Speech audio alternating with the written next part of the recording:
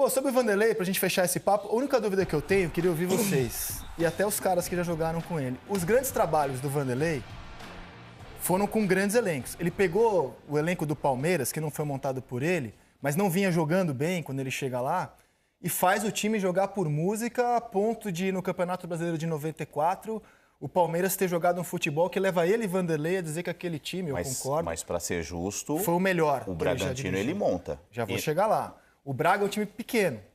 É o único trabalho que o Vanderlei se notabiliza por pegar um elenco limitado e chegar longe. Foi campeão paulista aquele ano, contra o Novo Horizontino do Nelsinho Batista. Mas os trabalhos do Vanderlei em times grandes, que deram muitos frutos, foi quando ele teve grandes jogadores à mão. E não estou tirando mérito, não, porque tem muito técnico que tem uma Ferrari na mão e não consegue fazer o carro andar. Exatamente. E o Vanderlei fez esses times jogarem, não foi pouca, não, muita bola. Alguns dos times do Vanderlei são os melhores da história do futebol brasileiro. A gente não viu o Vanderlei chamar a atenção com elencos mais limitados. Pegar um time como o do Vasco, que a gente acha que é realidade hoje, é jogar para permanecer na Série A, e tirar mais daquele time do que aquele time pode entregar.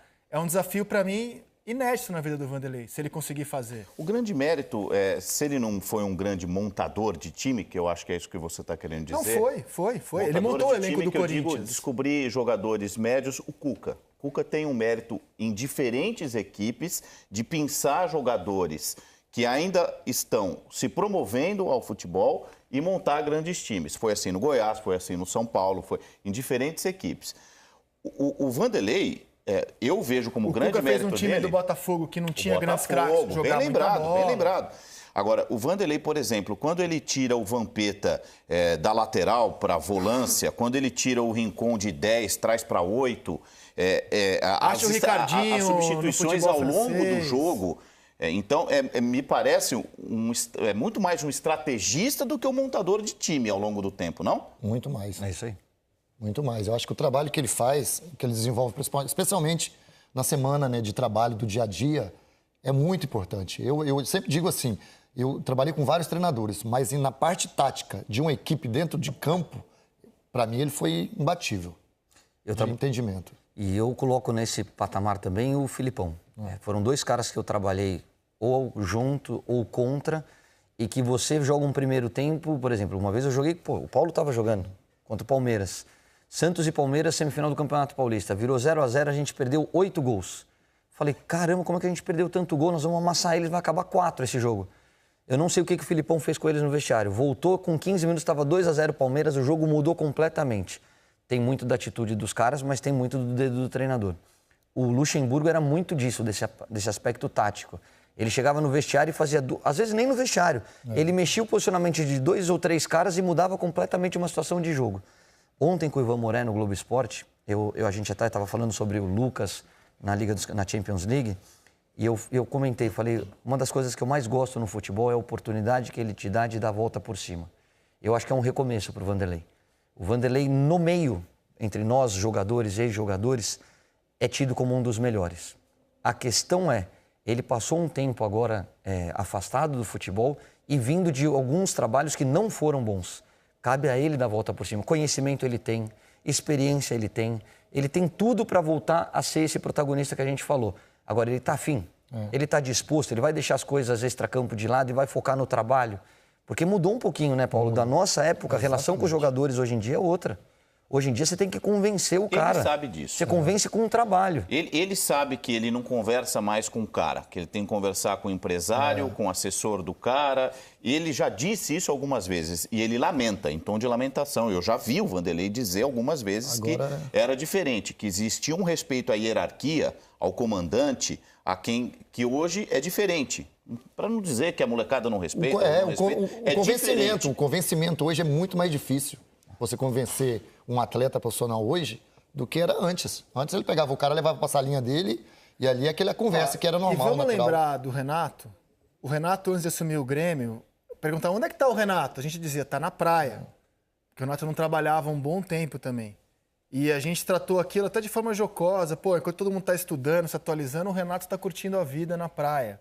E olha o trabalho que o Renato faz no Grêmio. Olha como fez bem para o Renato ficar um tempo fora do futebol e voltar. E, inclusive, eu vou até dar uma cornetada. Agora ele mudou. porque o Targiero tinha metido aqui antes. Lucha volta a ser grande, já é cornetar o Targiero, porque ninguém deixa de ser grande. Ele é grande, né? Você pode estar num viés de baixa, mas como jogador, o cara pode estar no fim da carreira dele ou em alguns momentos de baixa, mas isso não apaga a grandeza que tem a carreira do Luxemburgo. O Luxemburgo, ainda que não dê em nada no Vasco, ele vai ser lembrado como um dos grandes treinadores da nossa história. E não preciso eu falar isso. O currículo do Vanderlei fala por si. Eu acho que tem uma questão até cultural. Nós somos um país, a gente não gosta de velho. O velho aqui é fadado às traças, ao nada. Eles não têm acesso, desde mobilidade... Tipo Caio e Paulo, assim, né? Que a gente é da ala jovem aqui, A gente trouxe. Mas é isso, cabeça branca no Brasil é tido como objeto de descarte em qualquer profissão. Então, e a gente tem uma obsessão pelo novo, aí começa a polarizar as coisas. É quem estuda e quem tem idade.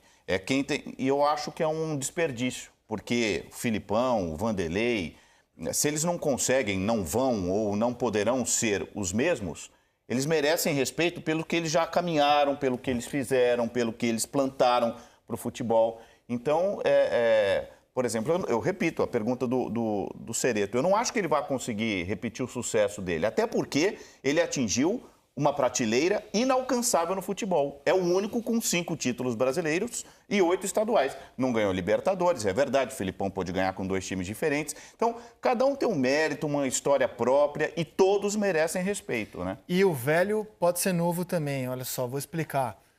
O Filipão, no ano passado, aos 70 anos, fez uma coisa no futebol brasileiro que foi totalmente nova, que foi você jogar com 2 times, um o Campeonato Brasileiro e outro a Libertadores. Ele correu um risco ali e aquilo deu super certo. Hoje está todo mundo tentando correr atrás do exemplo do Filipão, que fez uma coisa nova para os padrões. Hoje é banal falar isso, mas no ano passado era uma novidade. E voltando na música, por exemplo, para mim o artista hoje da música brasileira que mais traz coisas novas, mais inquieto, o mais jovem é um cara com mais de 80 anos, que é o Tom Zé. Então eu acho que a idade não pode ser limitadora. Vamos olhar o que o cara está fazendo. Vamos ver se o trabalho do... O Filipão está trabalhando com baita vigor hoje no Palmeiras, cara. Vamos ver o trabalho do Vanderlei. Sucesso para você, Lucha. E já estamos te convidando para vir para a bancada aqui, hein? Bater um papo com a gente, com o Paulo Nunes. Melhor, hein? Com o Ricardinho, que vai contar umas histórias do Lucha que ele já prometeu aqui. Prepara a lomba, hein, professor? Aqui é marreta, hein? Vem aqui pro estúdio pra gente conversar.